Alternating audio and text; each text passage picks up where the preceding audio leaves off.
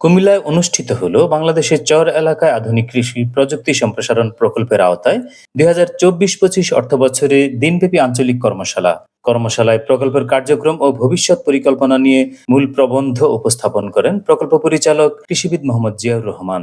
আমরা জানি যে বাংলাদেশের যে সকল উপজেলার যে সকল ব্লকে চর বিদ্যমান সেই ব্লকগুলোর মধ্যে আমাদের এই প্রকল্পের কর্মকাণ্ড নিহিত থাকবে। সেক্ষেত্রে ১৪২৭টি ব্লকে আমাদের চর আপাতত আছে, আমরা এই প্রকল্পে অন্তর্ভুক্ত করেছি এবং এই ১৪২৭ দিয়ে ৩ দিয়ে গুণ দিলে হয় ৪,২৮১টি গ্রুপের মধ্যে আমাদের এই প্রকল্পের কার্যক্রম বিদ্যমান। প্রকল্প পরিচালক বলেন, প্রকল্পের প্রধান উদ্দেশ্য হল বাংলাদেশের চর এলাকা উপযোগী ফসলের উৎপাদন বৃদ্ধি, খাদ্য নিরাপত্তা অর্জন, পুষ্টি এবং আর্থসামাজিক অবস্থার টেকসই উন্নয়ন।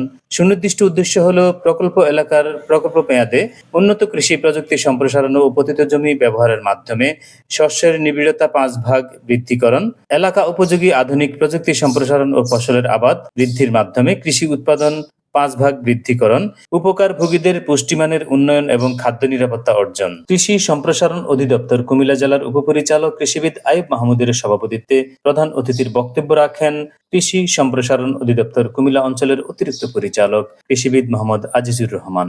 আমি ছোট্ট করে কয়েকটি কথা বলবো। মাটি পরীক্ষার একটা ভালো ব্যবস্থা করতে হবে।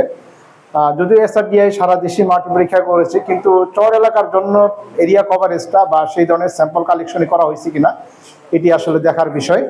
আমি কিন্তু চর এলাকায় ভিজিট করে আসছি, তো আমি একটা জিনিস লক্ষ্য করেছি যে আসলে ওখানকার কৃষকরা কিন্তু অনেক হ্যাপি। বিশেষ অতিথি হিসেবে উপস্থিত থেকে বক্তব্য রাখেন কৃষি প্রশিক্ষণ ইনস্টিটিউট বেগমগঞ্জ নোয়াখালীর অধ্যক্ষ শঙ্কর কুমার মজুমদার, কৃষি সম্প্রসারণ অধিদপ্তর ব্রাহ্মণবাড়িয়া জেলার উপপরিচালক সুশান্ত সাহা, বাংলাদেশ ধান গবেষণা ইনস্টিটিউট আঞ্চলিক কার্যালয় কুমিল্লার মুখ্য বৈজ্ঞানিক কর্মকর্তা ডক্টর মোহাম্মদ সিরাজুল ইসলাম। কর্মশালায় প্রকল্পভুক্ত উপজেলার কার্যক্রম পাওয়ার পয়েন্টের মাধ্যমে উপজেলা কৃষি অফিসারগণ তুলে ধরেন। এ সময় বাংলাদেশ পরমাণু কৃষি গবেষণা ইনস্টিটিউট বিনা উপকেন্দ্র কুমিল্লা, বাংলাদেশ ধান গবেষণা ইনস্টিটিউট আঞ্চলিক কার্যালয় কুমিল্লা, বাংলাদেশ কৃষি গবেষণা ইনস্টিটিউট আঞ্চলিক কার্যালয় কুমিল্লার প্রধানগণ নিজ নিজ প্রতিষ্ঠান থেকে উদ্ভাবিত জাত প্রযুক্তি নিয়ে পাওয়ার পয়েন্টের মাধ্যমে উপস্থাপন করেন। প্রকল্পের নানা বিষয়ে উপস্থিত কর্মকর্তাগণ তাদের বিভিন্ন মতামত প্রকাশ করেন।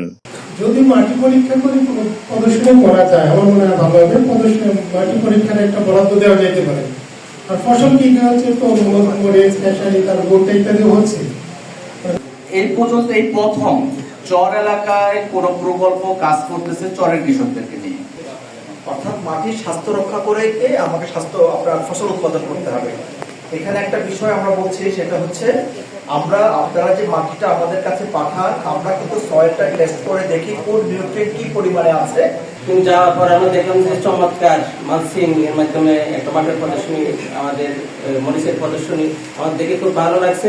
কক্সবাজার এবং দুইটা জেলা কি কারণে বাড়তেছে আমি জানি না, অথচ কক্সবাজারের চকরিয়া বলেন, মহেশখালী বলেন, কুমিল্লা বলেন, প্রত্যেকটা এলাকায় নদী চরাঞ্চল আছে, সামুদ্রিক চরাঞ্চল, দুটাই চরাঞ্চল আছে।